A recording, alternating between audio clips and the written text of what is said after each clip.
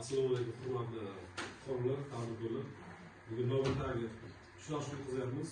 Bu uchrashuvning asosiy maqsad tadbirkorlarga, fuqarolarga bank tomonidan kreditlar ajratish, bank mahsulotlarini sotish.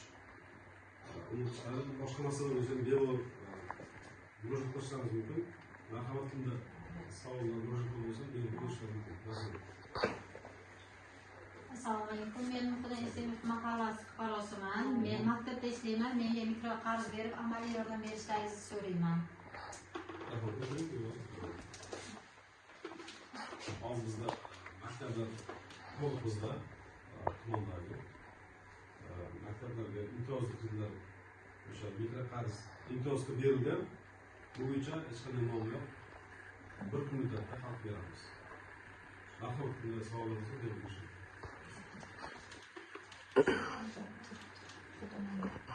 Assalomu alaykum. Men Fozilxon Kamola, kelajak mahallasida yashayman.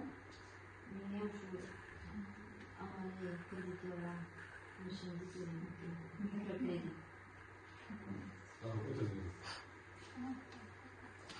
Mikroqarz yoki ta'lim kredit yoki boshqa kreditlar uchun muammo yo'q. Amaliyotga qo'yamiz. Belgilangan vaqtda. Kimda yana savol bo'lsa, bemalol berishingiz mumkin. Agar hech kimda savol bo'lmasa, rahmat. Sog' bo'lasizlar.